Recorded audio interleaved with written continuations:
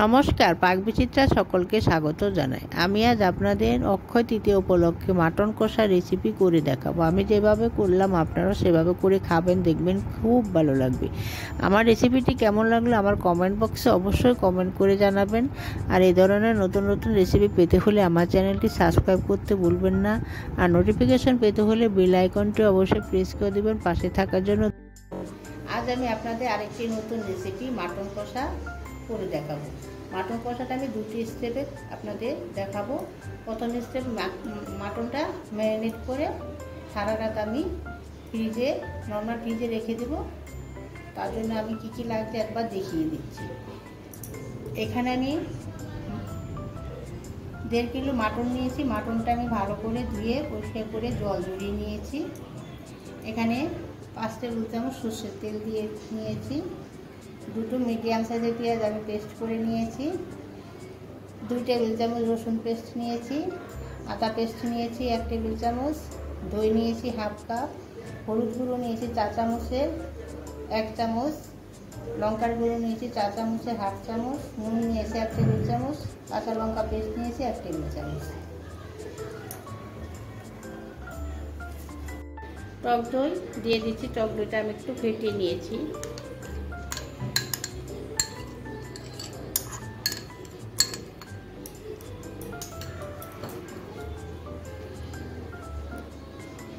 নুন দিয়ে দিচ্ছি। হলুদ গুঁড়ো, লাল লঙ্কার গুঁড়ো দিয়ে দিচ্ছি।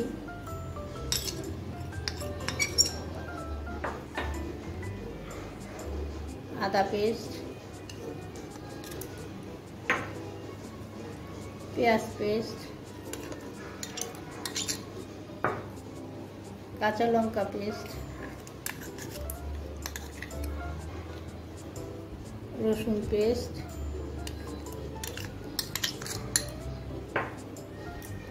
সর্ষের তেল,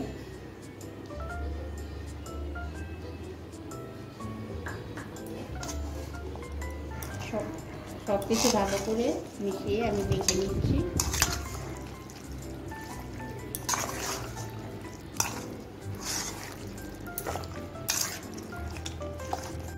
দেখুন আমার মাংসটা মাখা হয়ে গেছে। এখন আমি ঢাকা দিয়ে নর্মাল ফ্রিজে ওভারনাইট রেখে দেবো। ওভারনাইট মাংস ম্যারিনেট করা হয়ে গেছে। এখন রান্না করার জন্য আমি যে উপকরণগুলো নিয়েছি দেখিয়ে দিচ্ছি। এখানে 3টে মিডিয়াম সাইজের পেঁয়াজ আমি কুচি করে কেটে নিয়েছি। ফোড়নের জন্য নিয়েছি 2টো তেজপাতা, 2টো শুকনো লঙ্কা, 3টে ছোট এলাচ আমি মুখটা ফাটিয়ে নিয়েছি, 1 টুকরো দারুচিনি, 3টা গোলমরিচ, গোটা গোলমরিচ আর 3টে লবঙ্গ। গরম মশলা নিয়েছি, গুঁড়ো নিয়েছি 1 টেবিল চামচ। আদা পেস্ট নিয়েছি 1 টেবিল চামচ। নুন নিয়েছি পরিমাণ মতো। সর্ষের তেল নিয়েছি 6 টেবিল চামচ। জিরে গুঁড়ো নিয়েছি 2 টেবিল চামচ। ধনে গুঁড়ো নিয়েছি 1.5 টেবিল চামচ। রসুন পেস্ট নিয়েছি 2 টেবিল চামচ। লঙ্কা পেস্ট নিয়েছি 1 টেবিল চামচ। হলুদ গুঁড়ো নিয়েছি 4 চামচের 1 চামচ। 1/2 চামচ নিয়েছি কাশ্মীরি লঙ্কা গুঁড়ো কালারের জন্য। লাল লঙ্কার গুঁড়ো নিয়েছি 1/2 চামচ। আর নিয়েছি 4 চামচের 1 চামচ চিনি। আর একটা টমেটো আমি একটু ডুমো করে কেটে নিয়েছি। দেখুন মাংসটা রান্না করার জন্য আমি গ্যাসে একটি কড়াই বসিয়ে সরষের তেল গরম করে নিয়েছি। আমি রান্নাটা সরষের তেলে করবো। এখন আমি ফোড়নটা দিয়ে দিচ্ছি। ফোড়নটা একটু ভেজে নিচ্ছি।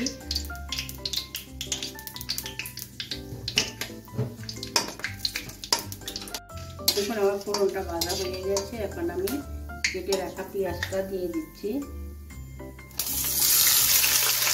পেঁয়াজটা আমি ভেজে নেব। চিনিটা দিয়ে দিচ্ছি। চিনিটা দিলে মাংসের কালারটা ভালো আসবে।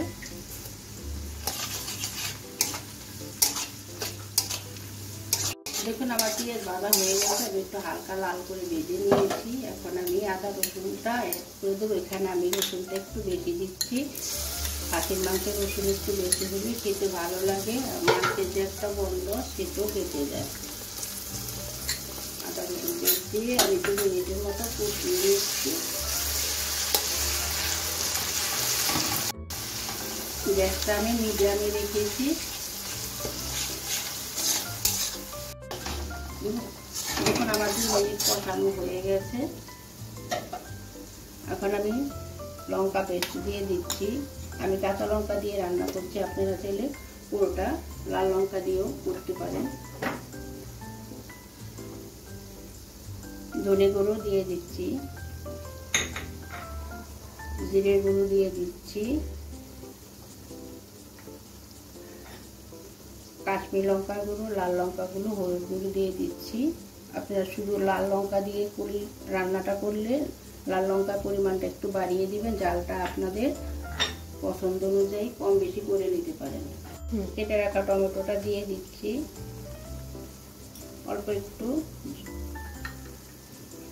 অল্প একটু জল দিয়ে দিচ্ছি। এখন আমি মশলাটা ভালো করে 5 থেকে 6 মিনিট কষিয়ে নেব। গ্যাসটা আমি মিডিয়ামে রেখেছি। দেখুন আমার মশলা কষানো হয়ে গেছে, আমি 7 মিনিটের মতো কষিয়ে নিয়েছি। আমার মশলা থেকে তেল ছাড়তে শুরু করেছে। এখন আমি মাটন কষা রান্না করার জন্য মাংসটা দিয়ে দেব।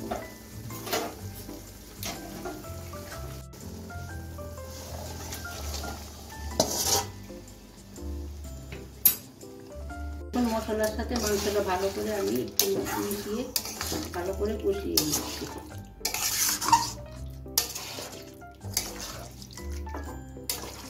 আমি 2 মিনিট কষিয়ে নিয়েছি। এখন আমি গ্যাসটা মিডিয়ামে রেখে ঢেকে 10 মিনিটের জন্য রেখে দিব।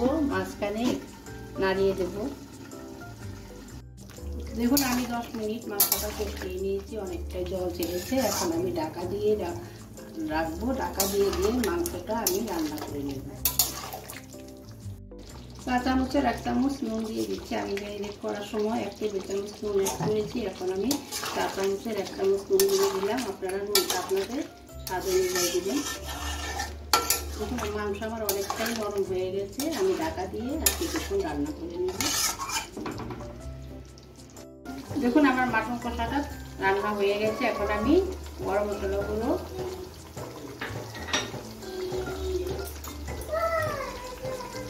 এক টেবিল চামচ ঘি দিয়ে ভালো করে মিশিয়ে নিচ্ছি। আমি যেভাবে রান্না করলাম আপনারা সেভাবে রান্না করে খাবেন, দেখবেন খুব ভালো লাগবে। এখন আমি গ্যাসটা অফ করে দিচ্ছি।